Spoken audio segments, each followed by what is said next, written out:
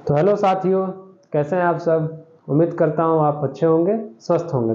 तो दोस्तों, आप जैसा कि जानते हैं, हम Delhi police previous year maths के क्वेश्चंस पर काम कर रहे हैं। दोस्तों, लगातार हम आपको वीडियो प्रोवाइड करा रहे हैं। दोस्तों, अभी तक हमने आपको 2 वीडियो प्रोवाइड कराई है। दोस्तों, अगर आपने उस वीडियो को नहीं देखा है तो जाके आप हमें हमारी प्लेलिस्ट में जाके देख सकते हैं। दोस्तों, हम आ गए अपनी नई तीसरी वीडियो के साथ दोस्तों, जिसमें फिर अच्छे मैथ्स के क्वेश्चन है Delhi police previous year constable में जो भी पूछे गए थे, उनके अच्छे क्वेश्चन है। दोस्तों, तो आइए इन क्वेश्चंस को वन बाय वन करते हैं। दोस्तों आप लोग से एक शिकायत है कि आप वीडियो को लाइक नहीं कर रहे हैं और सब्सक्राइब नहीं कर रहे हैं हमारे चैनल को। दोस्तों, अगर आप लाइक सब्सक्राइब नहीं करें दोस्तों, हमें कैसे मोटिवेशन आएगा कि हम आपको लगातार वीडियो प्रोवाइड कराएं ऐसे।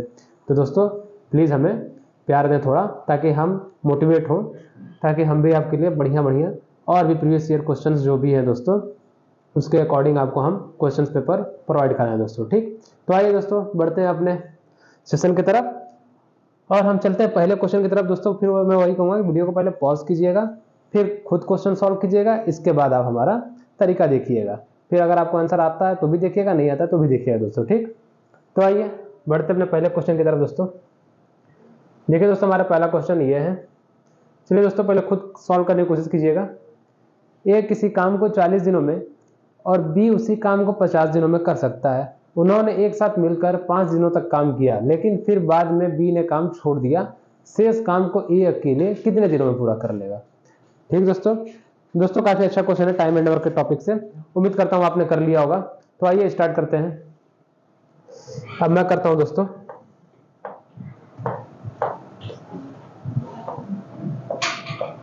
देखिए दोस्तों, क्वेश्चन क्या कर रहा है। ए किसी काम को 40 दिन में करता है, तो हमें समय दिया हुआ है। ये किसी काम को करता है 40 दिन में। ठीक, कितने दिन में दोस्तों, 40 दिन में। बी किसी काम को उसी काम को करता है कितने दिनों में दोस्तों, 50 दिनों में। ठीक, देखिए काम करने की अवधि दी हुई दोस्तों, ड्यूरेशन दिया हुआ है, टाइम दिया हुआ है, पर हमें काम नहीं दिया हुआ। तो हम क्या करेंगे, जो हमारे काम में लगे हुए समय है दोस्तों, उसका हम एलसीएम ले लेंगे। तो जैसे कि यहाँ 40 दिन लग रहा है, 50 दिन लग रहा है, तो हमें काम निकालना एक्चुअल में काम है कितना, तो हम क्या करेंगे, एलसीएम ले लेंगे। चलिए एलसीएम ले लेते हैं दोस्तों। देखिए 40-50 का एलसीएम क्या हो जाएगा दोस्तों, आप कहेंगे 40-50 का हो जाएगा 200। ठीक, यानी मान लीजिए 200 यूनिट काम है दोस्तों। ठीक, अगर ए को 200 यूनिट करने में 40 दिन लग रहे हैं दोस्तों, तो एक दिन में उसे काम करने में कितने एक दिन में वो कितना यूनिट काम करेगा दोस्तों, तो आप कहेंगे एक दिन में वो करेगा 5 यूनिट काम। ठीक, एक दिन में वो करेगा 5 यूनिट पर डे। ठीक, और यहाँ पे दोस्तों अगर बी को 200 यूनिट काम करने में 50 दिन लग रहे हैं, तो बी एक दिन में कितने यूनिट काम करेगा, तो आप सीधे सीधे 200 में 50 का भाग दे देंगे, तो आएगा 4 यूनिट पर डे। ठीक, 4 यूनिट पर डे। ठीक दोस्तों, इस चैनल पे स्पेशली मैं दोस्तों आपको एकदम बेसिक से आपके पढ़ाना चालू करूँगा दोस्तों। जैसे कि कोई बच्चा, अगर कोई साथी दोस्त मित्र मेरा अगर इस वीडियो पे पहली बार विजिट करता है, तो उसको हद पहली बार में ही समझ में आने की कोशिश किया हो, चाहे वो तैयारी की हो चाहे उसने ना किया। अगर उसने थोड़ी सी तैयारी की हो तो उसको पूरा समझ में आने की कोशिश करें। मैं इस तरह से पढ़ाने की कोशिश करूँगा दोस्तों। मैं ज़्यादा उड़ाऊंगा नहीं, वीडियो भले लंबी हो जाए, पर मैं आपको एक अच्छा कंटेंट प्रोवाइड कराऊंगा दोस्तों। ठीक, इसके लिए हमें आपके प्यार की जरूरत है, मोटिवेशन की जरूरत है दोस्तों। ठीक, चलिए दोस्तों, अब देख लिया हमने कि ए हमारा 5 यूनिट पर डे काम करता है, बी हमारा 4 यूनिट पर डे काम करता है। ठीक, अब क्या कह रहा है, उन्होंने एक साथ मिलकर 5 दिनों तक काम किया। उनके ए प्लस बी जो है दोस्तों 5 दिनों तक काम किए। इनके एक दिन का काम क्या है दोस्तों, 5 और 4 9 यूनिट। एक दिन में मिलकर कितना काम करेंगे, 9 यूनिट। 5 दिनों तक काम करते हैं, तो दोस्तों हम 5 गुणे 9 कर देंगे, यानी कि 45 यूनिट। यानी कि उन्होंने 5 दिनों तक 45 यूनिट काम किया दोस्तों। कितना काम किया दोस्तों, 45 यूनिट, सॉरी 45 यूनिट काम किया दोस्तों। ठीक, उन्होंने 5 दिनों में कितना काम किया दोस्तों, ये 5 दिन हमारा है, ये 9 हमारा यूनिट है, कि दोनों ने मिलकर काम किया 5 + 4, और ये हमारा 45 यूनिट आ गया दोस्तों यहाँ से। ठीक, अब हमारे पास काम कितना बचा दोस्तों, 200 में से अगर हम 45 घटा देंगे दोस्तों, तो हमारे पास काम बच जाएगा 155। ठीक, 155 बच जाएगा, यानी कि 155 यूनिट काम बच गया। अब कह रहा है लेकिन फिर बाद में बी ने काम छोड़ दिया, शेष काम को ए अकेले कितने दिनों में पूरा करेगा। बी ने काम को छोड़ दिया, तो हम जानते हैं ये जो हमारा दोस्तों 5 यूनिट पर डे काम करता है। ठीक, हम जानते हैं, और 155 यूनिट काम बचे हैं, तो क्या करेंगे हम, ये द्वारा लिया गया समय कितना हो जाएगा दोस्तों, ये जो है 155 यूनिट काम, ठीक, एक दिन में 5 यूनिट करता है, तो उससे डिवाइड कर देंगे 5 से, तो हमारा आंसर आ जाएगा। क्या आएगा दोस्तों आंसर, 5 × 15 और 5 से कम 5, यानी कि 31 दिन। यानी कि जो ए है बचा हुआ काम को 31 दिन में कंप्लीट कर लेगा। इस प्रकार से हमारा ऑप्शन नंबर 3 या ऑप्शन सी कह लीजिए, वो सही हो जाएगा। ठीक दोस्तों, बढ़ते हैं अपने अगले क्वेश्चन पे। उम्मीद करता हूँ आप सभी को आंसर आ गए हो। ठीक दोस्तों, आइए अगले क्वेश्चन पे चलते हैं दोस्तों। क्या है हमारा क्वेश्चन, पहले दोस्तों आप खुद सॉल्व कीजिए, मैं हट जाता हूँ थोड़ा सा। हाँ, वीडियो को पॉज कर लिया, आपने सॉल्व कर लिया, मैं उम्मीद करता हूँ। अब देखिए क्या कह रहा है क्वेश्चन दोस्तों, यदि साधारण ब्याज की वार्षिक दर 9% से बढ़कर 13.5% हो जाती है, 9% से बढ़कर दोस्तों 13.5% हो जाती है, तो वार्षिक ब्याज 3690 रुपए बढ़ जाता है। मूल धनराशि कितनी होगी, मूल धनराशि कितनी होगी। तो दोस्तों देख रहे हैं, यदि साधारण ब्याज की वार्षिक दर 9% से बढ़कर 13% हो जाती है। देखिए हमें मूलधन तो कोई पता नहीं है दोस्तों कितना है, तो आप सीधे सीधे मान लीजिए 100 रुपए। ठीक, 100 रुपए मान लीजिए मूलधन था। ठीक, या 100 यूनिट मान लीजिए, चलिए हम 100 यूनिट मान लेते हैं। ये हमारा क्या था, मूलधन था, ये प्रिंसिपल अमाउंट था। ठीक दोस्तों, मूलधन यानी प्रिंसिपल अमाउंट हमारा ये थी। अब देखिए दोस्तों, ये हमारा 100 यूनिट हमने मान लिया। अब 100 यूनिट का 9%, 100 यूनिट का 9% कितना हो जाएगा दोस्तों, आप कहेंगे 9 यूनिट यानी कि 9। ठीक, 9 यूनिट। और 100 यूनिट का 13.5% कितना हो जाएगा दोस्तों, आप कहेंगे 13.5 यूनिट। ठीक, 13.5 यूनिट ही हो गया। ठीक, अब दोस्तों आप देखिए कि वार्षिक ब्याज जो है 3690 रुपए बढ़ जाता है, तो हमारा जो ब्याज है वो कुछ कितना बढ़ा है दोस्तों। ये अगर हम ये 9 और 13.5 यूनिट को देखें दोस्तों, तो आप कहेंगे कि हमारा ब्याज बढ़ रहा है 4.5 यूनिट। कितना बढ़ रहा है दोस्तों, 4.5 यूनिट। ठीक, पर एक्चुअल में कितना बढ़ रहा है दोस्तों, आप कहेंगे 3690 रुपए बढ़ जाता है। कितना बढ़ जाता है दोस्तों, 3690 रुपए। ठीक, तो देखिए दोस्तों, ये 4.5 यूनिट को हम 3690 के इक्वल कर सकते हैं कि नहीं, बिल्कुल कर सकते हैं। तो हम ऐसे लिख सकते हैं दोस्तों ना कि 4.5 यूनिट को मान लीजिए 4.5 यूनिट मान ले सकते हैं। ठीक, ये तो आपको पता ही हो दोस्तों। ठीक, 4.5 यूनिट जो है दोस्तों वो इक्वल है किसके, 3690 रुपए के। ठीक, तो 1 यूनिट कितने के इक्वल हो जाएगा दोस्तों, आप कहेंगे 1 यूनिट हो जाएगा हमारा 3690 बटे 4.5। ठीक, ये दशमलव से दोस्तों एक जीरो गया, और हमारा इधर और सॉल्व करते हैं तो 15 3 45, और इधर दोस्तों 15 दूना 30, 6 15 चौक 60, 6 15 6 90 और 0 यानी कि 2460 बटे 3। फिर इसको हम और सॉल्व कराते हैं फर्दर, तो दोस्तों देखें 3 8 24।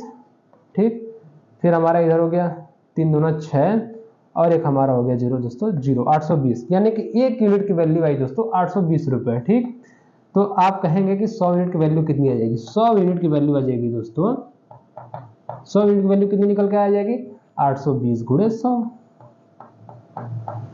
यानी कि कितना जाएगा दोस्तों, आप कहेंगे 82,000, 82,000 रुपए। ठीक, 82,000 रुपए, यानी कि हमारा दोस्तों 82,000 रुपए मूलधन था। ठीक, मूल राशि कितनी दोस्तों, 82,000 रुपए।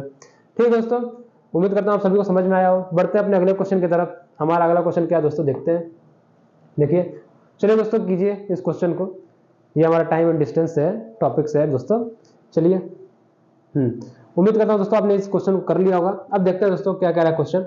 एक महिला को मंदिर तक पैदल जाने और वहां से सवारी से वापस आने में 3 घंटे 20 मिनट का समय लगता है। ठीक, 3 घंटे 20 मिनट का समय लगता है। देखिए दोस्तों, मान लीजिए किसी पॉइंट से महिला कहाँ जाती है, मंदिर जाती है, अपने घर से मान लीजिए मंदिर जाती है, ये हमारा मंदिर है। ठीक, ठीक दोस्तों, ये हमारा कोई मंदिर है। ठीक, अब देखिए ये महिला जाती है, तो दोस्तों जब जाती है तो कह रही वो पैदल जाती है। क्या जाती है दोस्तों, पैदल। ठीक, फिर उधर से रिटर्न आती है। ठीक, ये पैदल गई, उधर से रिटर्न आई दोस्तों, वो वाहन से आई। किससे, वो कोई वाहन से, सवारी से। ठीक, सवारी गाड़ी से, यानी कोई सवारी से आई। ठीक, सवारी से वापस आई दोस्तों, तो उसे कुल कितने समय लग गए, आप कहेंगे 3 घंटे 20 मिनट लग गए, क्योंकि दिया हुआ है 3 घंटे 20 मिनट। 3 घंटे 20 मिनट। आप 3 घंटे 20 मिनट को दोस्तों क्या लिख सकते हैं, 1 घंटे में 60 मिनट होते हैं, तो 3 घंटे में कितने हो गए, 180 यानी कि 200 मिनट। आप कहेंगे 200 मिनट में उसे समय लगता है मंदिर जाने और वहां से वापस आने में, जब वो एक तरफ पैदल जाती है और एक दूसरी तरफ से सवारी से आती है तब। अब कह रहा है दोस्तों, यदि वह दोनों और के लिए सवारी का प्रयोग करती है तो उसे 2 घंटे कम समय लगता है। अगर मान लीजिए वो पैदल ना जाकर वो सवारी से ही जाए, किसी वाहन से ही जाए, गाड़ी से ही जाए, तो उसे कितने समय लगते हैं, उससे 2 घंटे कम समय लगते हैं। यहाँ पे जो 200 मिनट है दोस्तों, उससे 2 घंटे कम समय लगते हैं। तो ठीक है, अगर वो दोनों तरफ सवारी से जाती है दोस्तों, तो उससे समय लगते हैं 2 घंटे कम, यानी कितने समय लगते हैं दोस्तों, तो जब दोनों तरफ पैदल जाती है दोस्तों तो उससे समय लगेंगे, ये 200 मिनट है, 2 घंटे कितने मिनट होता है दोस्तों, 120 मिनट, यानी कि 80 मिनट। उससे 80 मिनट समय लगता है। ठीक, 80 मिनट इसे बताऊं दोस्तों ताकि आपको इजी हो। हम चाहे घंटा बना ले चाहे मिनट बना ले, ताकि आपको समझ में अच्छे से। तो मैंने मिनट बना लिया, आप चाहे तो घंटा ही बना कर सकते हो क्वेश्चन। ठीक, 80 मिनट उसे जब वो वाहन से जाती है दोनों तरफ, चाहे आए चाहे जाए, ठीक, आती है और जाती है, तो उसे 80 मिनट टाइम लगता है। तो दोस्तों कहीं ना कहीं एक साइड जाने में उसे 40 मिनट का समय लगा होगा वाहन से, और दूसरी तरफ से वाहन से आने में भी 40 मिनट समय लगा, तभी तो 80 मिनट। 80 मिनट ये दोनों तरफ का है दोस्तों, ये दोनों तरफ जब वाहन से जाती है, जब कोई वाहन या सवारी गाड़ी से जाती है, ठीक, तो 40-80 मिनट का समय लग रहा है। ठीक दोस्तों, अब क्या करें दोस्तों, यदि वो दोनों ओर पैदल चलती है तो उसके द्वारा लिए जाने वाले समय का आधा समय कितना होगा। तो देखिए तरफ दोस्तों, एक तरफ जब 40 मिनट उससे समय लगेगा, एक तरफ उसे समय लगेगा 40 मिनट वाहन से जाने में। इधर हमारे 200 मिनट में दोस्तों 40 मिनट छुपा हुआ है, क्योंकि देखिए एक तरफ तो ये सवारी गाड़ी से जब वो मंदिर से अपने घर आई, तो ठीक उसे 200 मिनट टोटल लगा था। पैदल गई और वाहन से वापस आई तो उसे 200 मिनट समय लगा था। पर इसी में दोस्तों देखिए सवारी वाला टाइम जो है 40 मिनट का है, तो यानी कि उसे एक तरफ पैदल जाने में कितना समय लगा होगा। ये 200 मिनट में से 40 मिनट घटा दीजिए दोस्तों। इस 200 मिनट में से अगर 40 मिनट आप घटाते हैं दोस्तों, तो आपका आएगा 160 मिनट। यानी कि 160 मिनट दोस्तों उससे एक तरफ पैदल जाने में समय लगता है। 160 मिनट उससे एक तरफ पैदल जाने में समय लगता है। ठीक, अब वो कह रहा है दोनों तरफ, क्या कह रहा है दोस्तों, यदि वो दोनों ओर पैदल चलती है, जब दोनों ओर पैदल चलती है दोस्तों, तो उससे गुणे 2 कर देते हैं हम, यानी कि 320 मिनट 320 मिनट टोटल समय लगता है दोस्तों। 320 मिनट दोस्तों उसको टोटल समय लगता है जब पैदल जाती है। ठीक, अब यही पूछ रहा है दोस्तों, उसके द्वारा लिए जाने वाले समय का आधा समय कितना होता है। तो आधा समय दोस्तों कर दीजिए 160, 320 का आधा कितना था 160 मिनट हो गया। अब 160 मिनट को दोस्तों आप क्या लिख सकते हैं, हमारे 60 मिनट होता है 1 घंटे में, तो आप लिख सकते हैं 2 घंटे 40 मिनट, 2 घंटे 40 मिनट। ठीक, 2 घंटे 40 मिनट, यानी कि हमारा ऑप्शन बचा बिल्कुल सही दोस्तों। दोस्तों ये क्वेश्चन काफी इजी है, मैं आपको जहां से हो सके अच्छे से अच्छा एक्सप्लेन करने की कोशिश किया हूं, ताकि आपको बेटर से बेटर समझने की समझ में आ जाए दोस्तों। ठीक, तो इसलिए इसमें टाइम लगा। बाकी क्वेश्चन को आप जब देखेंगे एग्जाम में, तो ये मुश्किल से 30-40 सेकंड का ये क्वेश्चन है दोस्तों। ठीक, 30-40 सेकंड में। ठीक, आगे बढ़ते हैं दोस्तों अपने अगले क्वेश्चन पे। क्या दोस्तों हमारा क्वेश्चन देखिए, पहले खुद सॉल्व करिएगा दोस्तों। दो संख्याओं का गुणनफल 92-16 है। ठीक, जब बड़ी संख्या को छोटी संख्या से विभाजित किया जाता है तो भागफल 16 और शेषफल 0 प्राप्त होता है। उन संख्याओं के बीच अंतर क्या है। ठीक, देखिए दो संख्याओं का गुणनफल 92-16, मान लेते हैं कोई हमारी दो संख्या x y, उनका गुणनफल 92-16 है। ठीक, x हमारी मान लीजिए बड़ी संख्या है, ये हमारी बड़ी संख्या है, और y हमारी जो है वो छोटी संख्या है। ठीक, छोटी संख्या। अब देखिए कह रहा है जब बड़ी संख्या को छोटी संख्या से विभाजित किया जाता है, जब बड़ी संख्या को छोटी संख्या से विभाजित किया जाता है तो भागफल 16 आता है। आप जानते हैं दोस्तों भाज्य बराबर, ये फार्मूला भाज्य बराबर क्या होता है दोस्तों, भागफल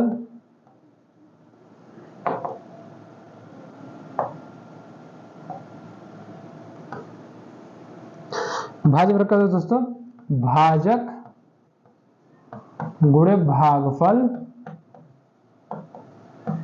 प्लस शेषफल। ये फॉर्मूला दोस्तों बचपन से क्लास 3-4 से पढ़ते आ रहे होंगे। तो देखिए भाज्य अगर हमारा x है, भाजक हमारा y है, और भागफल 16 है, और शेषफल देखिए शेषफल 0 बराबर शेषफल 0, तो हमारा ये इक्वेशन बना x बराबर 16y। ठीक, तो देखिए हमारा एक इक्वेशन x y बराबर 92-16 ये इक्वेशन बना था, एक हमारा इक्वेशन बन रहा है x बराबर 16y। ठीक, अब पूछ रहा है दोस्तों उन संख्याओं के बीच का अंतर क्या है। तो ये जो हमारा x बराबर 16y इक्वेशन 2 से हमें प्राप्त हो रहा है दोस्तों, इसमें हम पुट कर देते हैं इक्वेशन 1 में। तो चलिए यहाँ हम 16y लिख देते हैं दोस्तों। जब यहाँ 16y कर देंगे तो हमारा हो जाएगा 16y स्क्वायर। ठीक, 16y स्क्वायर हो जाएगा, ऊपर बचेगा 92-16। ठीक, यहाँ से दोस्तों y स्क्वायर की वैल्यू क्या आ जाएगी, इसे हम 16 से दोस्तों कटाने की कोशिश करते हैं। 16-5 80। ठीक, और ये हो गया दोस्तों 12, 16-5 80, 16-96, 16-7 112। ठीक, 16-7 112, इधर बचा 9, 16-6 96, 576 दोस्तों। ठीक, y स्क्वायर बराबर हो गया 576।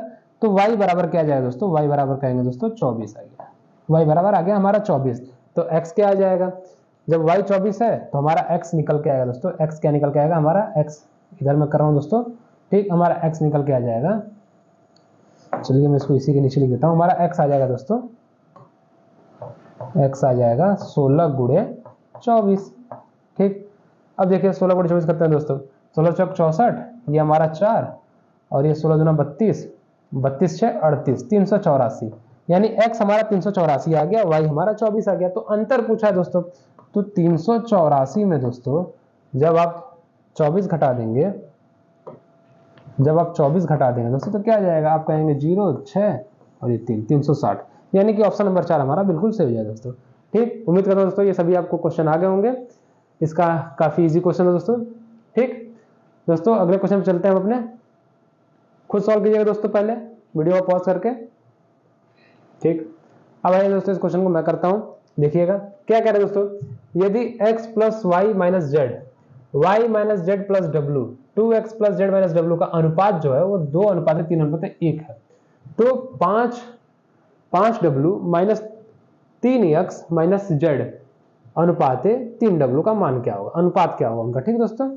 तो देखिए दोस्तों यहाँ पे हमारा 3w है, तो चाहे w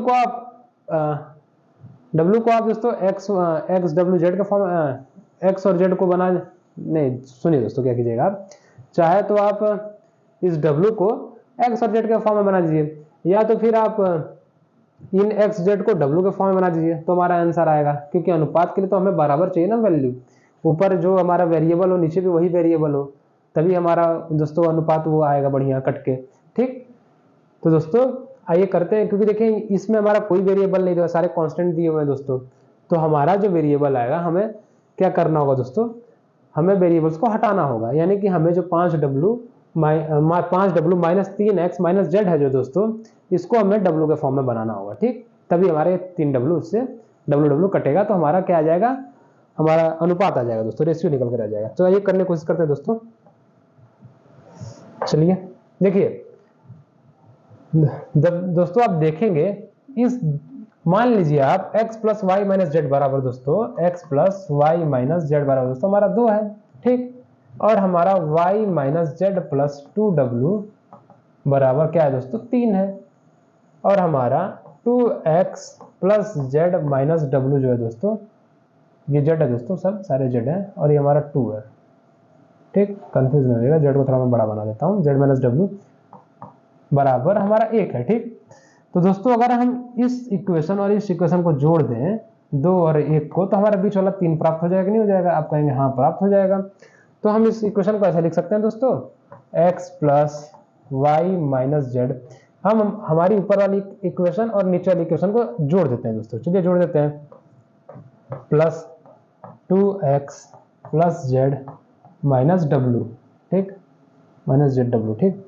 अब दोस्तों हमारे ये हमारा जो जोड़ने पे ये बराबर आएगा हमारे इसके y minus z plus 2w के, क्योंकि देखिए 2 और 1 जोड़ देंगे 3 आएगा, तो हम इसको ऐसे लिख सकते हैं दोस्तों, y minus z plus 2w, ठीक दोस्तों, ये इसके बराबर आ गया।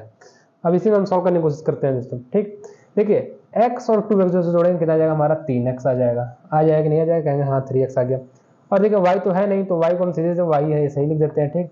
अब देख रहे हैं दोस्तों माइनस जेड है और प्लस जेड, ये कट जाएगा, और एक हमारे पास w है तो बचेगा माइनस w, इधर क्या जाएगा दोस्तों हमारा y minus z plus 2w, ठीक। अब देखिए दोस्तों इधर y से चला जाएगा, ठीक। बचा क्या दोस्तों 3x minus W minus z plus 2w। देखिए w को एक साइड करते हैं दोस्तों, तो हमारा आ जाएगा दोस्तों w को एक साइड करते हैं हम, तो इधर हमारा क्या देगा दोस्तों माइनस 3x माइनस जेड, उधर दोस्तों 5w जो माइनस है ये इसके साथ माइनस जुड़ा हुआ है, माइनस 3x माइनस जेड, ठीक। तो हम क्या करते हैं दोस्तों, इस w को हम बराबर के लेफ्ट हैंड साइड में लेके चले आते हैं। जब लेके चले आएंगे दोस्तों तो क्या हो जाएगा माइनस 2w माइनस w बराबर, और हमारा इधर हो जाएगा माइनस 3x माइनस जेड, ठीक दोस्तों। अभी देखिए माइनस 3x माइनस जेड, ये जो हमारी वैल्यू आ गई यही हमारी इंपॉर्टेंट वैल्यू है, ठीक।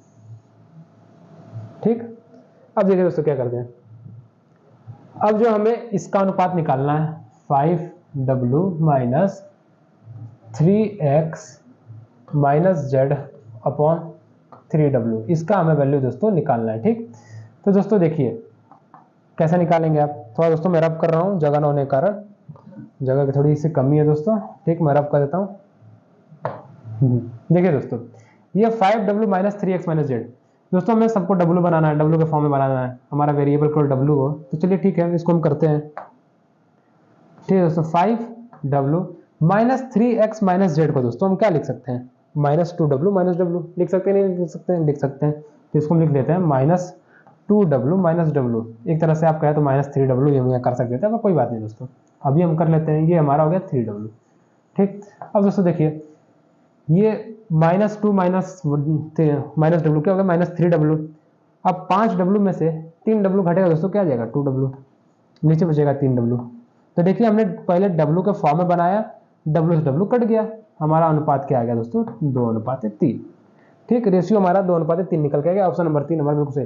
दोस्तों ऐसे क्वेश्चन करने के लिए आप देखिए कि आपको जो वेरिएबल है वो किस, चाहे उसे w में बनाइए, चाहे x में बनाइए, चाहे y बनाइए, क्योंकि हमारे पास क्योंकि जो आंसर दिया दोस्तों वो विदाउट वेरिएबल, बिना वेरिएबल के दिया हुआ है, तो हमें किसी न किसी को वेरिएबल बनाकर उसे ऊपर नीचे काटना ही होगा। तो दोस्तों देखिए हमने w को w बना के वेरिएबल काट दिया। देखिए हमने 2w और बटे में 3w था, देखिए w हमने काट दिया, तब जाके हमारा आंसर 2:3 आया है। तो ऐसे करना होगा दोस्तों। ठीक, उम्मीद करता हूँ दोस्तों आपको समझ में आया होगा। ये काफी अच्छा क्वेश्चन था दोस्तों। आइए दोस्तों अब अगले क्वेश्चन पे चलते हैं हम अपने।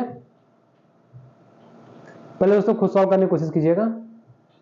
ठीक, फिर मैं सॉल्व करता हूं दोस्तों। वीडियो को पॉज कीजिए। उम्मीद करता हूं दोस्तों आपने क्वेश्चन कर लिया होगा। तो आइए मैं करता हूं इस क्वेश्चन को।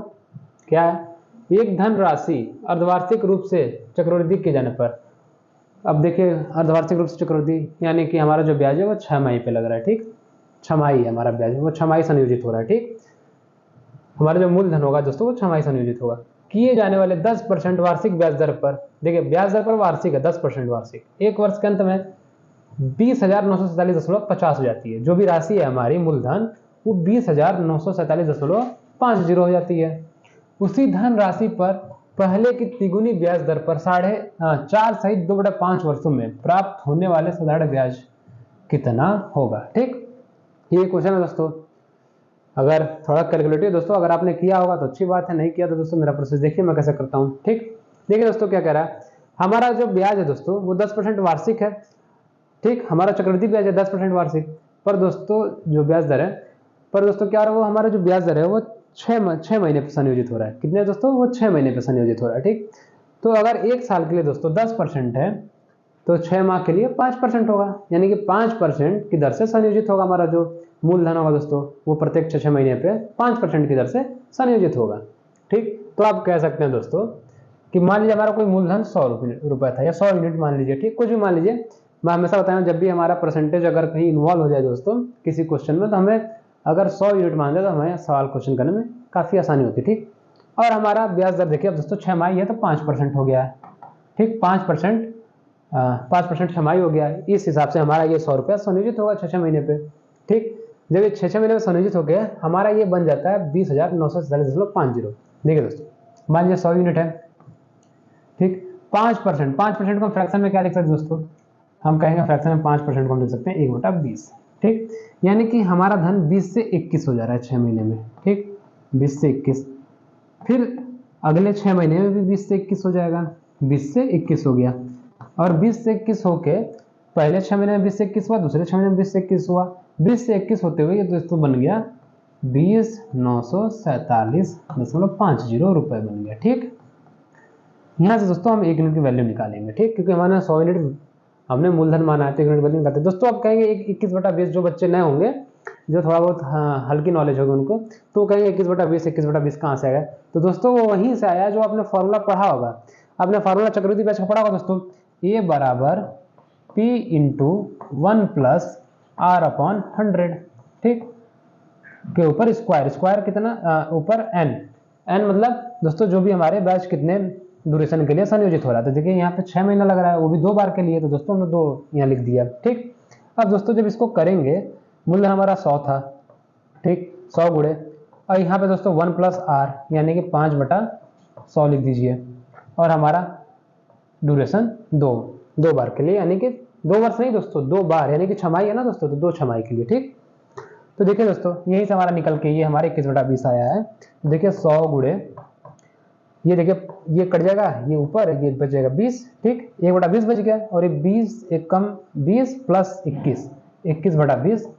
देखिए हमारा स्क्वायर है तो 2 बार 21/20 दोस्तों, ये यहीं से निकल के आया है। हमारा ये जो है दोस्तों, हमने इसको मान लिया है 2094 7.50। ठीक, तो देखिए दोस्तों हमारा जो है ये जो वैल्यू आई है ये दोस्तों ये सेम आई है, हमने यहीं से माना है दोस्तों। ठीक, तो दोस्तों मैं उम्मीद करता हूँ आप ये समझ गए होंगे।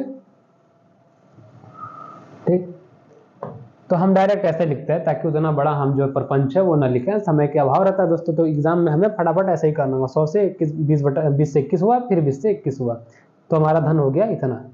कितना हो गया? 20, 9, 4 और 7 भी है दोस्तों ना। 20,947.50 रुपये बन जाता है। ठीक, अब देखिए दोस्तों, अब सॉल्व करते हैं, यूनिट वैल्यू निकालते हैं। ठीक, आप 100x मान लीजिए, 100 यूनिट मान लीजिए, कुछ भी मान लीजिए दोस्तों। ठीक है, कटाते हैं। देखिए 20 से ये 5 बार में कट गया, 20 5 100, और ये देखिए ये 5 से ये 4 बार में कट गया, 5 चौक 20। ठीक, अब देखिए दोस्तों ये 7 से कट गया 3 बार में। 7 से कितने बार में कट गया? 3 बार में। देखिए ये 7 से कितने बार में कटता है? देखिए 7 दूना 14, बचा 6 9, 7 9 63, फिर बचा 6, फिर 7 9 63, फिर बचा 1, फिर 7 दूना 14। ठीक, फिर बचा दोस्तों 3, फिर दशमलव दिया हमने, फिर 7 बचे 35, यानी कि 2992.50 में हमारा 20,947.50 कट जाएगा 7 से। ठीक, फिर देखिए फिर 7 से कटाते हैं, ये हमारा 7 3 21, और ये हमारा जो कटेगा 7 से, तो फिर बन के क्या आएगा दोस्तों? 7 चौक 28, 7 चौक 28 बन गया, और ये 7 चौक 28, 1 7 2 14, फिर क्या हो जाए दोस्तों हमारा 1 7 दूना 14, फिर हमारा बच गया दोस्तों क्या? 5 और 2, यानी 7 7 49। फिर दोस्तों हमारा एक बार देखते हैं दोस्तों, 28 है तो 7 चौक 28, 1 7 दूना 14, 5, फिर 7 49 3, हाँ, फिर दशमलव दिया हमने, 7 5 35। ठीक, फिर 0, यानी कि 427.50 में। ठीक, अब दोस्तों अब देखिए ये हमारा ऊपर बचा 9, कितना हो जाएगा दोस्तों? 3 गुणे 3 9, यानी कि हम सीधे सीधे कहते हैं 9 से कटाते हैं, इसे 9 से जरूर कट जाएगा। फिर देखिए कटाते हैं, क्या होगा दोस्तों? 9 चौक 36। ठीक, 9 चौक 36, और हमारे इधर हो गया 6 7 9 7 63, 9 से 63। ठीक, बचा 4, दशमलव दिया हमने, 9 5 45, और ये 0 47.50 में। ठीक, देखिए दोस्तों हमारा इधर 4 बचा, और हमारा 47.5 बचा। ठीक, तो आप लिख सकते हैं कि 1 यूनिट जो हमारा दोस्तों बराबर होगा वो होगा 47.50 गुणे 4 रुपए के बराबर होगा। ठीक, तो कितना आ जाएगा दोस्तों? आप कहेंगे कि 5 चौक 20, हासिल लगा कितना दोस्तों? 2, 7 चौक 28, 28 2 30, 4 चौक 16 3 19, एक 0 और ले लेते हैं क्योंकि ये 0। ठीक, 2 अंक पे 2 अंक पे लगा लेते हैं, यानी कि 1 यूनिट की वैल्यू जो आ गई दोस्तों 190 रुपये आ गई। कितनी आ गई दोस्तों? 190 रुपये। जब 1 यूनिट की वैल्यू 190 आ गई, तो जो हमारा हमने 100 यूनिट माना था दोस्तों, ये 100 यूनिट, इसकी वैल्यू क्या आ जाएगी? 100 यूनिट की वैल्यू क्या आ जाएगी? आप कहेंगे 190 गुणे 100, यानी कि आप कहेंगे 19,000 रुपये, यानी कि जो हमारा मूलधन था वो कितना था दोस्तों? 19,000 रुपये। अब क्या कह रहा है दोस्तों? अब कह रहा है कि उसी धनराशि यानी 19,000 रुपये पर पहले की तिगुनी ब्याज दर, पहला हमारा कितना था? 10% था। अब कह रहा है तिगुनी ब्याज दर पर 4.5 से 2/5 वर्षों में प्राप्त होने वाला साधारण ब्याज कितना है। ठीक दोस्तों, मैं इसे रब कर रहा हूं ताकि जगह ना हो दोस्तों। अब 19,000 हमें याद रखना है कि 19,000 आ चुकी है राशि हमारी। ठीक, तो दोस्तों देखिए 19,000 रुपये। अब आप मूलधन देखिए दोस्तों, अब यहाँ पे हमें साधारण ब्याज बोला ना। साधारण ब्याज कितना? साधारण ब्याज का फार्मूला जानते ही होंगे। साधारण ब्याज का फार्मूला क्या होता है दोस्तों? क्या होता है बताइए आप? मूलधन गुणे दर गुणे समय बटा में 100। तो देखिए मूलधन हमारा कितना दोस्तों? 19,000। ठीक, दर कितना है दोस्तों? दर पहले से 3 गुनी हो गई है, तो 10-30% वार्षिक हो गई। समय दोस्तों, समय देखिए हमारा कितना है? 5 चौका 20, 20 2 22, 22/5 वर्ष समय हमारी। ठीक, इसको मैं ऐसे लिख सकते हैं, तो इधर हम 22/5 कर देते हैं। ठीक, और बट्टे में 100। इसको सॉल्व कर देंगे दोस्तों, हमारा आंसर आ जाएगा। चलिए सॉल्व करते हैं। देखिए 2 जीरो से 2 जीरो चला गया, ठीक, और हमारा इधर हो गया 5 6 30, ठीक, और हमारा 19 छक कितना होगा दोस्तों, 114 आप कहेंगे हो गया, ठीक, 19 छक 114 140 होगा, ये हमारा गुणे 22, ठीक। सॉल्व कीजिए दोस्तों, तो 22 चौक 88 होता है, 22 से कम 22, 22 8 कितना होता है दोस्तों 30, 22 से कम 22, 22 3 25, यानी 25,080 रुपए। हमारा जो साधारण ब्याज निकल के आ रहा है दोस्तों वो 25,080 रुपए है। देखते हैं हमारा ऑप्शन मैच हो रहा है कि नहीं। देखिए ऑप्शन नंबर 3 हमारा बिल्कुल मैच हो रहा है, 25,080 रुपए। दोस्तों उम्मीद करता हूँ आपको समझ में आया हो क्वेश्चन। ये हमारा देखिए आंसर 25,080 रुपए, ये हमारा सिंपल इंटरेस्ट है 4 सही 2/5 वर्षों के लिए उसी धनराशि पर तिगुनी ब्याज दर पे, ठीक। आगे बढ़ते हैं अगले क्वेश्चन पे अपने चलते हैं। देखिए क्या है क्वेश्चन, दो छात्रों, पहले खुद दोस्तों आप खुद सॉल्व कीजिए वीडियो पॉज करके। देखिए दो छात्रों ए और बी को पुरस्कार राशि के रूप में कुल 4400 रुपए का भुगतान किया गया। ए और बी को दोस्तों कुल 4400 रुपए मिले। यदि ए को बी को भुगतान की गई राशि का 120% भुगतान किया गया, ए को बी को भुगतान की गई राशि का 120% भुगतान किया गया है, ठीक। मान लीजिए दोस्तों जो बी को है वो 100 रुपए मिला है, ठीक, 100 रुपए या 100 यूनिट कर लीजिए, 100 यूनिट मिला है, ठीक। तो क्या कह रहा है, ए को बी को भुगतान की गई राशि, बी को कितना भुगतान किया गया 100 यूनिट, उसका 120% ए को मिला है, ठीक। तो 100 का आप 120% निकालेंगे दोस्तों, जब 100 का 120% निकालेंगे तो हमारा आ जाएगा 120 यूनिट, यानी कि ए को 120 यूनिट मिला होगा, इसको 100 यूनिट मिला, बी को कितना मिला दोस्तों 100 यूनिट, और ए को मिला 120 यूनिट क्वेश्चन के अकॉर्डिंग, ठीक। अब क्या कह रहा है, अब कुछ नहीं कह रहा दोस्तों, अब कह रहा है कि बी को कितने का भुगतान किया गया, ठीक। बी को कितना एक्चुअल में कितना भुगतान, ये 100 यूनिट तो हमने माना है, तो कितना एक्चुअल में भुगतान किया गया। तो देखिए जो हमने माना अगर उसको हम जोड़ दें तो कितना जाएगा दोस्तों 220 यूनिट, ए प्लस बी कितना आ गया दोस्तों, ए प्लस बी की टोटल धनराशि आ गई 220 यूनिट। ये 220 यूनिट जो है दोस्तों वो किसके बराबर है, आप कहेंगे 4400 रुपए के बराबर है, 4400 रुपए के बराबर है। तो एक यूनिट किसके बराबर हो जाएगा दोस्तों, एक यूनिट बराबर हो जाएगा 4400 बटे 220, ठीक, यानी कि 1 जीरो से 1 जीरो चला गया, 22 दूना 44 यानी कि 20 रुपए। एक यूनिट जो है दोस्तों हमारा 20 रुपए के बराबर है। अब कह रहा है कि बी को कितनी राशि का भुगतान किया गया, तो 100 गुणे 20 कर लीजिए, तो हमारा जो 100 यूनिट होगा दोस्तों वो 100 यूनिट निकल के आ जाएगा। 100 यूनिट जो है, क्योंकि हमने बी को माना था 100 यूनिट मिला, तो हमारा एक यूनिट 20 रुपए के बराबर आ गया, तो हमारा 100 यूनिट जो आ जाएगा 20 गुणे 100, यानी कि 2000 रुपए, यानी कि बी को कितना मिला दोस्तों 2000 रुपए, 2000 रुपए। तो दोस्तों आप कमेंट बॉक्स में बताएंगे कि बी को 2000 रुपए मिले, आप बताएंगे कमेंट बॉक्स में ए को कितना रुपए मिला होगा, ठीक। काफी इजी है, बता ही देंगे आप तो, पर कमेंट बॉक्स में जरूर कमेंट कीजिएगा दोस्तों, ठीक। आगे बढ़ते हैं दोस्तों अपने अगले क्वेश्चन पे। चलिए पहले खुद सॉल्व कीजिएगा दोस्तों। देखिए क्या है दोस्तों क्वेश्चन, एक वस्तु के अंकित मूल्य पर 15%, 20% और 18% की 3 क्रमिक छूट देने के बाद उससे 2230.40 रुपए में बेचा जाता है, ठीक, 2230.40 रुपए में बेचा जाता है, ठीक। उस वस्तु का अंकित मूल्य क्या होगा, ठीक दोस्तों। फिर मैं कहूंगा दोस्तों 100 रुपए मान लीजिए, 100 यूनिट को जो मान लीजिए, फिर मानते हैं 100 यूनिट, ठीक। अब देखिए अंकित मूल्य में 15% की, पहले 15% की छूट दी जाती है, कर्मी मतलब दोस्तों लगातार, पहले 15% की छूट दी जाती है, तो जब 100 में 100 रुपए में जब आप 15% की छूट देंगे, यानी कि 15 रुपए की छूट दी है, तो वस्तु कितने की होगी दोस्तों, वस्तु हो गई 85 रुपए की, ठीक। तो हम कहीं ना कहीं वस्तु को 85% पे उसके बेच रहे हैं, 85 बटे 100 कर देते हैं दोस्तों इधर, ठीक।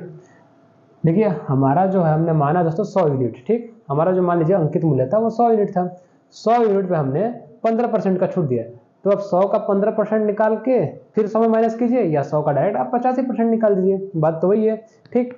अब देखिए ये जो हमारी वैल्यू आई दोस्तों, इस पे हमने 20% का छूट दिया, यानी कि हमने वस्तु को अब एक्चुअल में कितने में बेचा, 80 रुपए, 80% बेचा, ठीक, ठीक, 80 बटा 100 हो गया हमारा।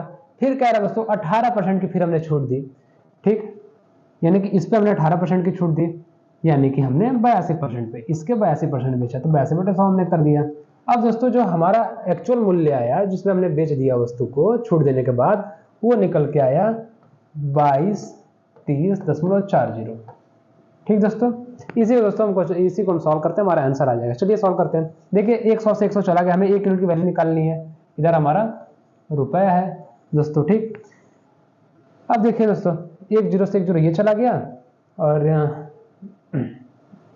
ये हमारा दोस्तों 4 दूना 8 और ये 5, ठीक हो गया। 2 2 5 10 नहीं, माफ कीजिए दोस्तों, ये हमारा हो जाएगा 2 चौक 8, ठीक 2 चौक 8। अब करते हैं दोस्तों, देखिए ये 2230, ये देखिए ये 100 से ये दशमलव चला जाएगा, ठीक, क्योंकि 100 का गुणा हो जाएगा तो हमारा 2 अंक पे दशमलव लगा हुआ है दोस्तों, तो ये दशमलव गायब हो जाएगा, तो हमारा जो वैल्यू बन गई वो बन गई 2,23,040, ठीक। अब देखिए दोस्तों सॉल्व करने की कोशिश करते हैं। आइए देखिए ये 17 5 85, ठीक, ये 17 से चला जाएगा, तो इसको भी 17 से कटा दें दोस्तों। देखिए करने की कोशिश करते हैं। 17 कम 17 बचा कितना दोस्तों, बचा हमारे पास 3 2 5 53, यानी कि 17 3 51 2 0, फिर 17 कम 17 3, 17 2 34 और 1 0, यानी कि 13,120, ठीक। फिर दोस्तों हम इसको 5 से सॉल्व कराते हैं, ठीक, 5 से तो कितना हो दोस्तों, 5 दूना 10, फिर हुआ 3, ठीक, 5 दूना 10 3 और 1 5 6 30, 1 फिर 5 दूना 10 2 5 चौक 20, ठीक 2,624 हो गया। फिर से हम 4 सॉल्व कराते हैं दोस्तों। जब इसे हम 4 सॉल्व कराते हैं दोस्तों तो ये आएगा कितना, 4 चौक 16, 4 5 20, 4 6 24, 4 6 24, अब बचा 2, 4 5 20 और ये 2, 4 6 24, ठीक। अब दोस्तों इसे हम 82 से सॉल्व कराते हैं 656 को। जब आप 82 से सॉल्व करेंगे दोस्तों तो हमने गड़बड़ तो नहीं किया, 4 6 24 2 और ये 4 5 20 2 4 6 24, ठीक। अब दोस्तों इसे हम 82 से कराते हैं, ठीक। जब 82 से सॉल्व कराएंगे दोस्तों तो 82 से मुझे लगता है ये 8 बार में चला जाएगा दोस्तों। कितने बार में चला जाएगा दोस्तों, 8 बार में 82 से ये चला जाएगा, ठीक 8 बार में चला जाएगा। 8 दूना 16, 8 छक 8 64, हाँ 65, हाँ दोस्तों ये 8 बार में चला जाएगा 82 से, ठीक। अब दोस्तों इधर हमारा बचा 5 और इधर हमारा बचा 8, ये देखिए ये 5 बचा है और ये 8 बचा है, ठीक। तो देखिए ये 5 जो है दोस्तों ये उधर चला जाएगा तो गुणे में हो जाएगा, तो हमारी 1 यूनिट की वैल्यू निकल के आ जाएगी दोस्तों। क्या आ जाएगी निकल के, आप कहेंगे मान लीजिए दोस्तों ये 5 है, कहीं ना कहीं हमारा गुणे मान लीजिए 1 है दोस्तों, ठीक, तो 1 यूनिट की हमारी वैल्यू निकल आ जाएगी। अगर मान लीजिए आप 100x भी मानते हैं कि मान लीजिए हमारा जो अंकित मूल्य था 100x था, तो हमारे इधर x बचता कि नहीं बचता दोस्तों, तो उसी को हमने 1 यूनिट बना दिया, उसी को हमने मान लीजिए यहाँ यूनिट बना दिया, तो हमारा यूनिट इधर हो गया है, ठीक। उम्मीद करता हूँ आप समझ पाए होंगे, ठीक है। मान लीजिए आप 100x से मान लीजिए, ठीक है दोस्तों, अब कुछ न मानिए, चलिए आप 100x मान लीजिए, हमारा जो दाम था वो 100x था, तो इधर हमारा जो है x बन गया, ठीक। तो x की वैल्यू क्या आएगी, तो x की वैल्यू आ जाएगी दोस्तों 5 गुणे 8 यानी कि 40 रुपये, 40 रुपये आ गया।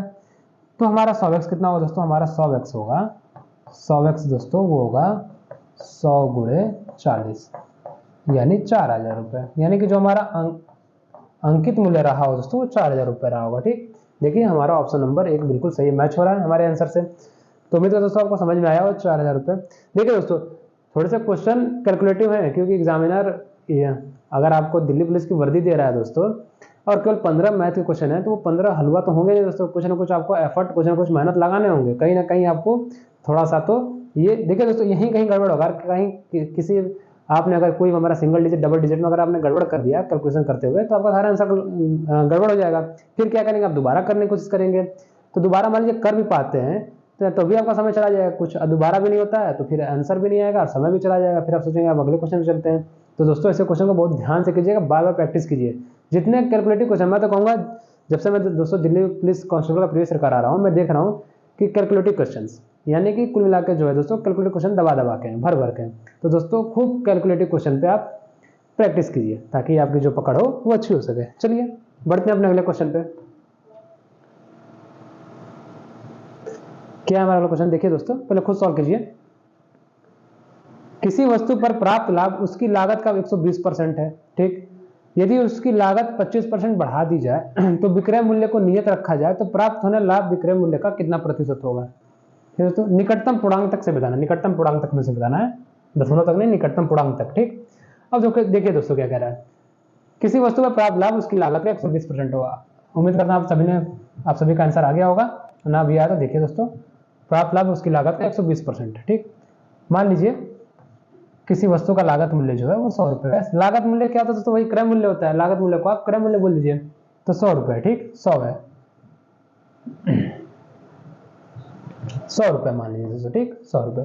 अब क्या है दोस्तों, उस पर 120% का लाभ होता है। इस 100 रुपये पे 120% का लाभ होता है जितने में वो बेचता है।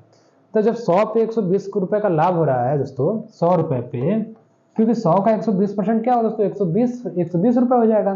तो 100 प्लस 120, ठीक, क्रय मूल्य प्लस लाभ जोड़ देंगे तो हमारा विक्रय मूल्य आ जाएगा। तो क्या आ जाएगा दोस्तों? 220 रुपए। यानी कि दोस्तों वस्तु बेची जा रही है 220 रुपए में। कितने बेची जाती है दोस्तों? ये हमारा क्रय मूल्य है, ये हमारा विक्रय मूल्य है। विक्रय मूल्य यानी कि वस्तु 100 रुपए में खरीदी जा रही है, उसका क्रय मूल्य 100 रुपए है और वो बेची जा रही है 220 रुपए में, तभी तो उसे 120 रुपए का लाभ हो रहा है। ठीक, यदि उसकी लागत 25% बढ़ा दी जाए, अब लागत 25% बढ़ा दी जाए दोस्तों, क्या कह रहा है? लागत 25% बढ़ा दिया जाए, यानी कि 100 का 25%, 25 रुपए, यानी कि मान लीजिए लागत 125 रुपए हो गई। ठीक, कह रहा है। और विक्रय मूल्य को नियत रखा जाए। ये विक्रय मूल्य हमारा जैसा का वैसा ही रहेगा, नियत 220 में ही बेचा जाएगा। 125 का कर दिया गया, फिर भी हमारा सामान जो है 220 में ही बेचा जा रहा है। तो प्राप्त होने वाला लाभ विक्रय मूल्य का कितना प्रतिशत होगा? ठीक,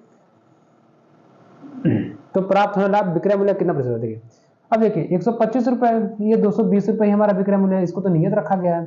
ठीक, अब देखिए दोस्तों, ये विक्रय मूल्य, ये क्रय मूल्य। अब लाभ कितने का हो रहा है दोस्तों? आप कहेंगे 95 का। अब जो लाभ हो रहा है दोस्तों वो 95 का हो रहा है। ठीक, 95 का लाभ हो रहा है। अब कह रहा है ये जो लाभ हो रहा है दोस्तों, ये हमारे विक्रय मूल्य का कितना प्रतिशत है? देखिए, विक्रय मूल्य का कितना प्रतिशत है? तो जो हमारा लाभ है दोस्तों वो विक्रय मूल्य का हमारा कितना प्रतिशत है? तो देखिए, क्रय मूल्य का नहीं दोस्तों, विक्रय मूल्य का कितना प्रतिशत है?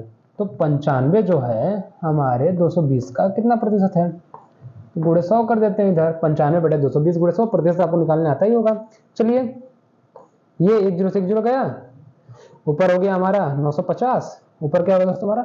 950 बटे 22। इसे हम और सॉल्व कर सकते थे दोस्तों। चलिए कोई बात नहीं, 22 का है, 22 का पहाड़ा आप पढ़ ही लेंगे, क्या दिक्कत है। 22 चौक कितना होगा दोस्तों? 88। बचा कितना दोस्तों हमारा? 88, 7 और ये 0, तो यानी कि 22 तियां 66। बचा 4 दोस्तों। कितना बचा दोस्तों? 66 और 4 0, 22 से कम 22। ठीक, 43.1 कुछ पॉइंट हमारा आंसर प्रतिशत आएगा दोस्तों, 83.1 पॉइंट कुछ। पर हमें बोला निकटतम पूर्णांक, यानी कि देखिए हमारा 42, 43, 41 ये सब पूर्णांक है। ठीक, ये हमारे क्या है? इंटीजर्स हैं। तो देखिए दोस्तों, ये 43 को ही केवल हम कंसिडर करेंगे। तो इस प्रकार से हमारा जो आंसर हो जाएगा वो ऑप्शन नंबर सी, यानी 3 43% हो जाएगा। ठीक, यानी कि हमारा जो आंसर आएगा निकल के दोस्तों निकटतम पूर्णांक तक, वो आएगा इस 43 को दोस्तों हम ऐसे लिख सकते हैं 43% निकटतम पूर्णांक तक। ठीक, हम 43% भी कह सकते हैं। तो चलिए हमारा आंसर क्या रहा दोस्तों? 43%। आगे बढ़ते हैं दोस्तों अपने अगले क्वेश्चन पे। क्या हमारा अगला क्वेश्चन देखते हैं। काफी आसान क्वेश्चन दोस्तों, बहुत आसान है, बस आपको गुणा भाग नहीं केवल गुणा करना है दोस्तों। ठीक, और थोड़ा घटाना होगा। क्या करें दोस्तों? 0.529 और 2.01 का गुणनफल 1 से कितना अधिक होगा? ठीक, तो चलिए गुणा कर लेते हैं, सिंपल है, गुणा करते हैं। 529 ये हमारा हो गया 2.01। देखिए गुणा कीजिए तो हमारा इधर 529 ही आ जाएगा। ठीक, 529 आ गया। इधर हमने 0 लिखा, फिर हमने 0 से गुणा किया तो कितना आ जाएगा? 0 0, ये तो क्लास 2 वाले बच्चे को भी आएगा गुणा। 4 और इधर 18, फिर 2 4 1 5, फिर 2 5 10 1 11। ठीक, 1158 नहीं 1058। ठीक,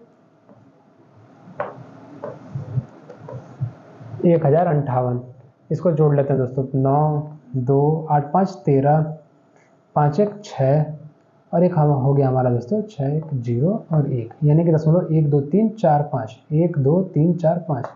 ठीक, यही पूछ रहा दोस्तों, ये 1 से कितना ज़्यादा है? ये जो हमारा वैल्यू है दोस्तों, ये 1 से कितना ज़्यादा है? बस 1 से घटा दीजिए इसमें। जब 1 से घटाएंगे दोस्तों तो निकल के आएगा 0.0639। देखिए कहीं आंसर हमारा मिल रहा है 0.0639। देखिए ऑप्शन नंबर सी हमारा बिल्कुल सही है दोस्तों। तो काफ़ी अच्छा क्वेश्चन है दोस्तों, आसान था। ठीक, ऐसे 1-2 क्वेश्चन देखने को मिलेंगे। ठीक है दोस्तों, आते हैं अपने अगले क्वेश्चन पे। देखिए क्या कह रहा है, एक गाय 25 मीटर लंबी भुजा वाले एक वर्गाकार घास के मैदान के एक कोने में खूंटे से बंधी है। रस्सी की लंबाई 14 मीटर है। ठीक, रस्सी की लंबाई क्या है, 14 मीटर है। मैदान के भाग का क्षेत्रफल बताइए जिसमें गाय घास चर सकती है। ठीक है दोस्तों, कोई हमारे पास वर्गाकार घास का मैदान है 25 मीटर, जिसकी एक भुजा है। जानते हैं सभी 25 हो जाएंगे वर्ग में, सभी 25 मीटर हो जाएगा, क्योंकि सभी भुजाएं जो होती हैं वो बराबर होती हैं माप में। ठीक, एक कोने से हमारी गाय बंधी है, जिस रस्सी से बंधी है उस रस्सी की लंबाई 14 मीटर है दोस्तों। कितना है दोस्तों, 14 मीटर है। ठीक, इस 14 मीटर को दोस्तों अगर हम एक त्रिज्या मान लें, एक रेडियस मान लें दोस्तों, और इसे हम केंद्र मान लें दोस्तों। ठीक, ये मान लीजिए हमारा ABCD। ठीक, घास का कोई मैदान है वर्गाकार, यह 14 मीटर रस्सी से बंधी है गाय।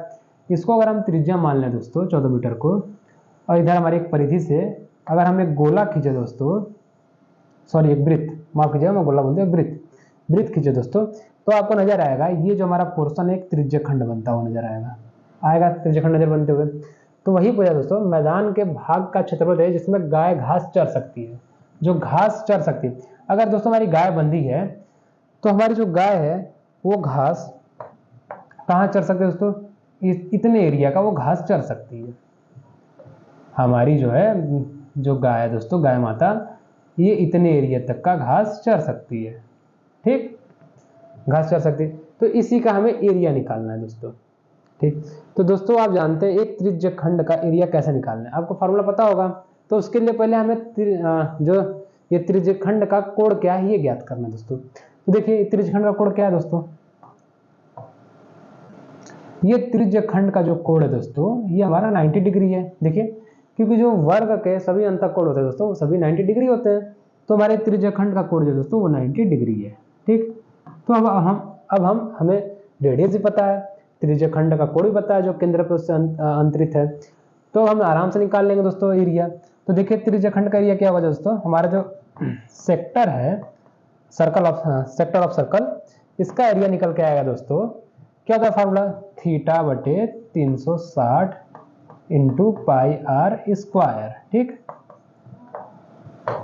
अब देखिए दोस्तों थीटा को हम 90, हमारा त्रिज्य खंड का कोण 90, ये 360 इंटू पाई को 22/7 बोला है। ठीक है, 22/7 नहीं बोला तो 22/7 ही रख लेते हैं दोस्तों, हमारा दशमलव में है 22/7 इंटू आर स्क्वायर। ठीक, आर स्क्वायर कितना दोस्तों, 14 × 14। ठीक, सॉल्व करते दोस्तों, ये हमारा 4 बार में चला गया, कितना बार चला गया दोस्तों, 90 से 360 4 बार में चला गया, ये 7 दूना 14। अब हमारा दोस्तों ये हमारा हो गया 2 और 1 11। ठीक, और एक हो गया इधर 7 से कट गया। ठीक, हमारा ऊपर आया 11 × 2 × 7 यानी कि 22 × 7, यानी कि 22 × 7। तो इसको गुणा करते हैं दोस्तों, 7 दूना 14, 7 दूना 14 1 15, 154, यानी 154 वर्ग मीटर जो वो घास चर सकती है। हमारी गाय माता जो है दोस्तों वो वर्गाकार घास के मैदान पे 154 वर्ग मीटर के एरिया पे वो घास चर सकती है। बस आंसर आ गया हमारा दोस्तों। देखिए कहीं मैच हो रहा है दोस्तों, देखिए हमारा ऑप्शन नंबर 1 बिल्कुल मैच हो रहा है दोस्तों। तो इस प्रकार से दोस्तों हम आगे बढ़ते हैं, अगले क्वेश्चन पे चलते हैं। देखिए दोस्तों एवरेज के टॉपिक से हमारा क्वेश्चन है, सॉल्व कीजिए दोस्तों, फिर मैं आपको बताता हूँ। देखिए दोस्तों क्या है क्वेश्चन, 5 मित्रों का औसत, किसका औसत, मासिक वेतन का, जो मित्र हैं उनके मासिक वेतन 62,000 रुपए है। ठीक, 5 मित्रों में से एक सुरेंद्र की पदोन्नति हो गई, उसके वेतन में वृद्धि हो गई। ठीक, यदि उनके वेतनों का नया औसत 64,250 रुपए हुआ है तो सुरेंद्र का मासिक वेतन में कितने की वृद्धि हुई। 5 दोस्त है दोस्तों, उनके मासिक वेतन 62,000 है, यानी कि ऑन एन एवरेज सभी के 62,000 रुपए है, 62,000 रुपए है दोस्तों। 5 दोस्त है, सभी के 62,000।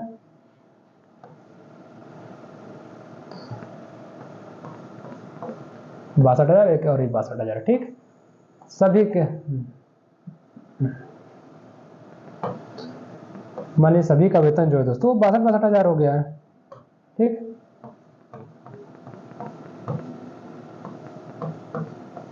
सिंपल मेथड बता रहा हूँ दोस्तों आपको। ये अभी मैं थोड़ा सा बड़ा लग सकता है आपको, 2-3 मिनट क्वेश्चन लग जाता है, बल्कि 30 सेकंड का भी क्वेश्चन नहीं है। ठीक, देखिए सभी के मान लीजिए 62,000 क्वेश्चन है, एक बराबर ये हुआ ना दोस्तों। इनको अगर योग कर दें, औसत बराबर क्या होता है हमारा, संख्याओं का योग बटे में कुल संख्या। तो संख्याओं का योग क्या हो जाएगा, औसत गुणे कुल संख्या। तो देखिए 62,000 गुणे 5 कर दीजिए, तो सभी के कुल वेतन का योग आ जाएगा। तो मान लीजिए सभी के वेतन 62,000 थे, मान के चलिए। मैं आपको एक अच्छा मेथड तरीका बता रहा हूँ। अब क्या करें दोस्तों, 64,250 रुपए अब हो जाती है अगर किसी एक मित्र जो उसमें से सुरेंद्र है दोस्तों, उसकी पदोन्नति हो जाती है। तो कितना वेतन बढ़ जाता है दोस्तों, 64,250 रुपए हो जाता है। यानी कि 62,000 से 64,250 में कितने की बढ़ोतरी हुई दोस्तों, 2,250 रुपए की। ठीक, अब जो वेतन है दोस्तों 2,250 सब में बढ़ जाता है, 2,250 सब में बढ़ जाता है। ठीक, 2,250 2,250। ठीक, ये प्लस ये प्लस ये प्लस ये प्लस। ठीक, ये सभी में वेतन हमारा बढ़ जाता है। अब देखिए दोस्तों, तो कितने वेतन बढ़ रहे हैं दोस्तों, 2,250 गुणे 5, 5 बार में हमारा 2,250 गुणे 5 है दोस्तों, इतने रुपए की बढ़ोतरी हो रही है। ठीक, कितने रुपए की बढ़ोतरी है दोस्तों, 2,250 गुणे 5। इसी को हम सॉल्व करते हैं, हमारा आंसर आ जाएगा। देखिए 5 5 25, 2 15 10 12, 1 15 10, 1 11, यानी कि 11,250 रुपए। यानी कि हमारा ऑप्शन नंबर से बिल्कुल सही है दोस्तों। देखिए दोस्तों, मैं इसको समझाने के लिए किया हूं, इतना आपको लग सकता है, पर आप पेपर में इसको करने की जरूरत नहीं है।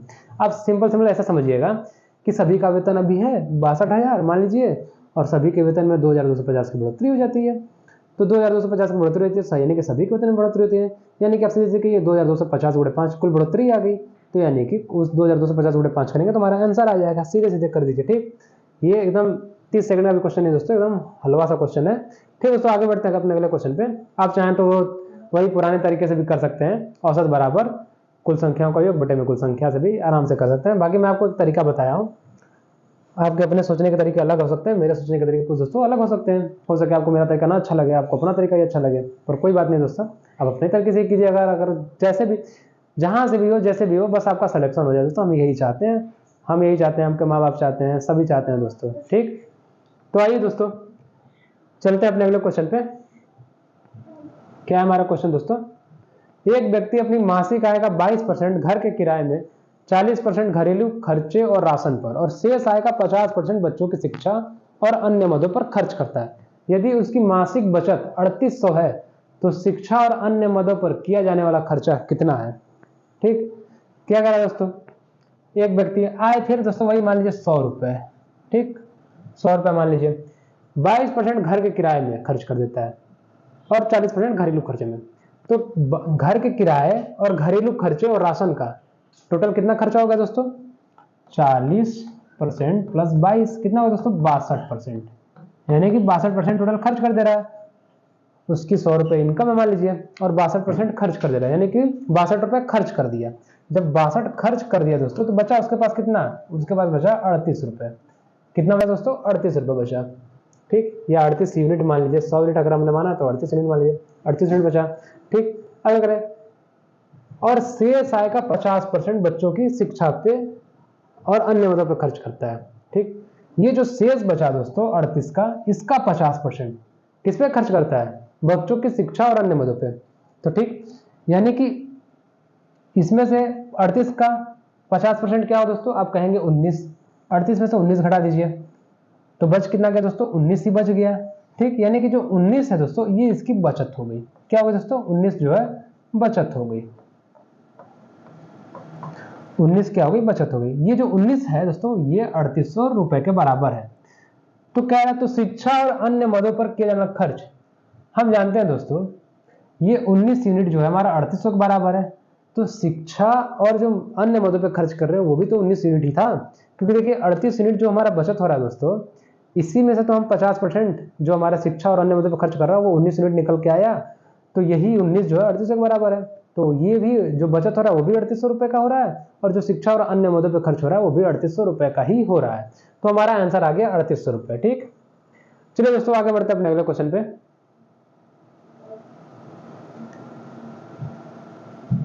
क्या है दोस्तों हमारा अगला क्वेश्चन, देखिएगा। ठीक है दोस्तों, पहले खुद सॉल्व कीजिए फिर मैं सॉल्व करता हूँ। ठीक, तो दोस्तों उम्मीद करता हूँ आपने क्वेश्चन कर लिया होगा। चलिए आइए मैं करता हूँ। क्या कह रहा है दोस्तों, 24.5 सेंटीमीटर गुणे 16.5 सेंटीमीटर गुणे 12 सेंटीमीटर की विमाओं वाले लोहे के एक घनाभ को पिघलाकर एक ठोस गोला बनाया जाता है। गोले की त्रिज्या कितनी होगी। ठीक दोस्तों, जो घनाभ का आयतन होगा अगर उसको पिघलाकर एक गोला बनाया जाए दोस्तों, तो उसी आयतन का गोला भी बनेगा। तो क्यों ना हम गोले का आयतन और घनाभ का आयतन बराबर कर दें, तो हमारा उससे क्या निकल सकता है, त्रिज्या निकल सकती है। तो चलिए करते हैं। घनाभ का आयतन क्या होता है दोस्तों, लंबाई गुणे चौड़ाई गुणे ऊंचाई। जो हमारी दी हुई है विमाएं दी हुई है घनाभ की, घनाभ की विमाएं दोस्तों दी हुई हैं।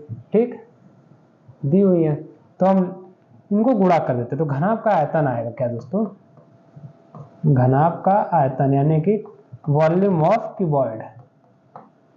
घनाभ का आयतन क्या है दोस्तों, 24.5 गुणे 16.5 गुणे 12। चलिए गुणा करते हैं दोस्तों। जब इनको गुणा करेंगे दोस्तों, चलिए इधर मैं साइड में गुणा करता हूं दोस्तों, 24.5 गुणे 16.5।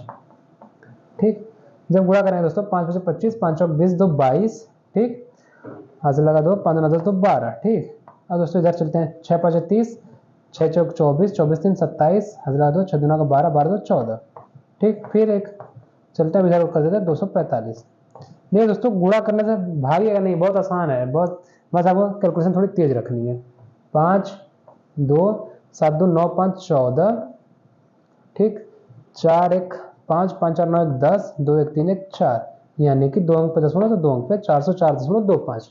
ठीक, अब 404.25 गुणे 12 करते हैं। जब गुणे 12 करेंगे 404.25, तो दोस्तों 12 25 60। ठीक, 12 दूना का 24, 6 30, हंसी लगा 3, फिर 12 चौक 48, 3 51, हंसी लगा 5। ठीक, फिर यहाँ 5, फिर 12 चौक 48। कितने पे दशमलव, 2 अंक पे दशमलव है, तो हम 2 अंक करेंगे, यानी कि 4851 घन सेंटीमीटर, यानी सेंटीमीटर क्यूब जो है ये घनाभ का आयतन है। यही दोस्तों गोले के आयतन के बराबर है। किसके आयतन के बराबर दोस्तों, गोले का आयतन। इसको दोस्तों मैं रब कर रहा हूं। ठीक, गोले के आयतन के बराबर है, गोले के आयतन, गोले का आयतन या गोला का आयतन। चलिए ठीक है, समझ जाइए दोस्तों। ठीक, कितना होता है दोस्तों, 4/3 पाई आर क्यूब 22/7 कर लेते हैं, और इधर आर क्यूब 4/3 बढ़िया से लिखते हैं दोस्तों ताकि आपको समझ में आए।